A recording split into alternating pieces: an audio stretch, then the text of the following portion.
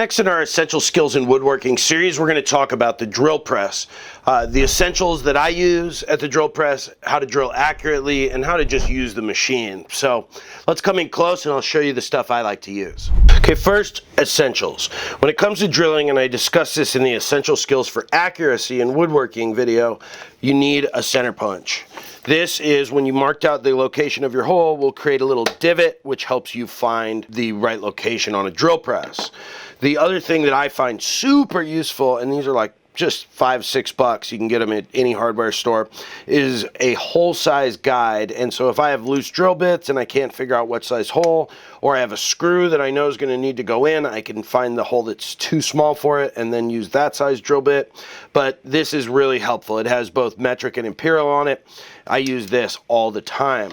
Aside from that, there's lots of different drill bits. The things that you use most on a drill press are going to be like a pilot point bit, like this, which has a cone shape that helps you find that center punch when you're drilling, or a brad point bit, which has a little spike in the middle of it, and then you can see the outsides of it are angled down. And what that does is when you're trying to cut a really clean hole, it'll take material from the outside first before removing material from the inside, which gives you a little bit of a cleaner outside edge. I find these are a little bit harder to be accurate with because of how sharp that bit is, so it's really hard to find your exact hole because it's such a fine point that by the time you get anything that's going to locate in that hole, it's already removing material from the outside. So I typically use these pilot point bits. The other bit that I use on the drill press all the time is a Forstner bit. One, because with a drill and a Forstner bit, when it starts to wobble, it can catch and snap your wrist.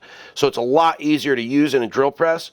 Plus, it creates flat holes. So if you're not going all the way through, a Forstner bit is going to be great because it leaves a very flat bottom.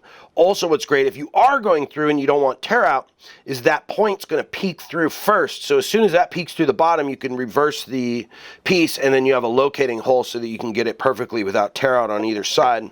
Less commonly used in a drill press are this big chamfering bit, which you use to go into holes to chamfer the corners. That's also on this too. It's also called a countersink. And these centering bits, these are usually all used with a drill, but occasionally I use them in a drill press. This helps you find the center of holes when you're putting hinges, that kind of thing. Let's talk about the work holding on a drill press. Now this is an aftermarket drill press table that I built. It's got sliding stop blocks. The fence slides back and forth. It has lots of different kinds of dust collection in it. It has dust collection in the fence, in the table here. I'd like to actually do a video on building one of these coming up, so keep an eye out for that.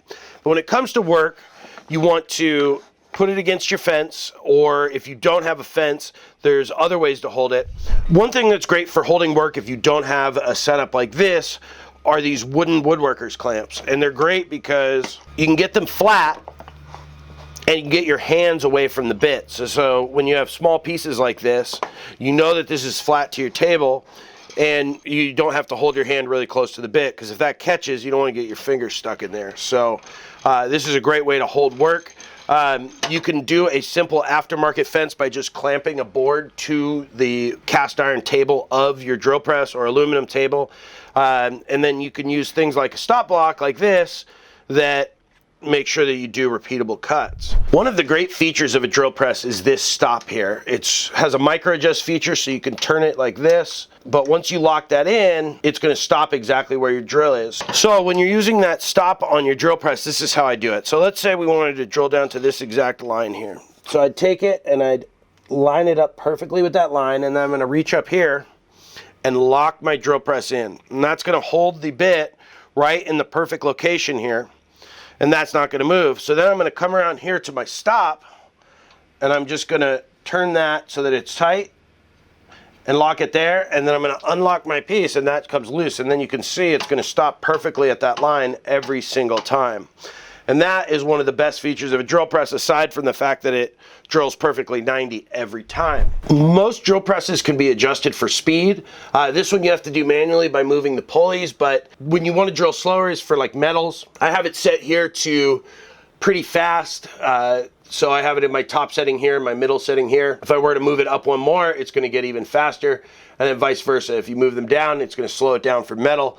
aluminum wanting to be maybe medium speed, and then something like steel you would do with the slowest speed on the drill press. Great little tip for the drill press too is I like to take magnets, or really for any tool, I like to take ceramic magnets and glue them to my pencils, and then I never have to look for a pencil when I'm at the drill press.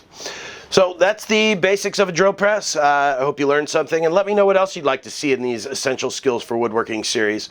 We've got a lot of great ones coming up. Thanks for watching, guys. Stay safe in the shop and have a wonderful day.